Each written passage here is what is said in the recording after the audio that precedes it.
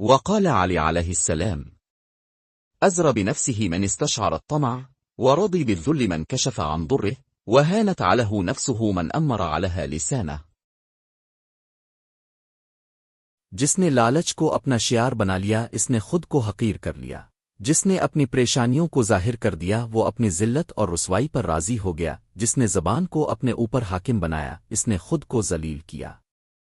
کلمات قصار کا یہ دوسرا حکیمانہ قول ہے جس میں امام نے 3 بری خصلتوں اور اس کے آثار کے بارے میں ملموس حقائق کی طرف اشارہ کیا ہے۔ ازری بن فس من است شیر التما۔ پہلی خصلت یہ ہے کہ جس نے بھی لالچ کو اپنے گلے سے لگا لیا اس نے خود کو حقیر کر لیا۔